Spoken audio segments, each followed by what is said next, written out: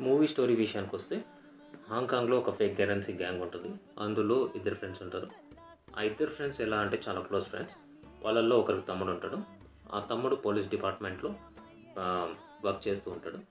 ఒక టైంలో ఏమైతుందంటే ఆ ఫ్రెండ్స్‌లో ఒకరు తైవాన్‌లో దొరికిపోతారు. పోలీసులు దొరికిపోతారు.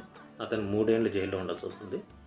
తన ఫ్రెండ్‌ని అలా చేశాడని చెప్పి ఇంకో ఫ్రెండ్ ఎవరైతే అతన్ని టార్గెట్ చేసి ట్రాప్ చేశారో వాళ్ళ మీద రివెంజ్ తీర్చుకున్న తర్వాత వాళ్ళ ముగ్గురు లైఫ్ ఎలా మారింది, తన తమ్ముడు వాళ్ళ అన్నని పోలీస్ డ్యూటీ ప్రకారం పట్టుకున్నాడా లేదా, వాళ్ళ అన్న జైలు నుంచి వచ్చిన తర్వాత ఏం జరిగింది, అసలు ఫ్రెండ్స్ మధ్య ఎలాంటి గొడవలు వచ్చాయి, వాళ్ళిద్దరూ కలిసి అసలు విలన్ ఎవరు, వాళ్ళని ఎలా ఎదిరించారు అనేది ఈ మూవీ స్టోరీ.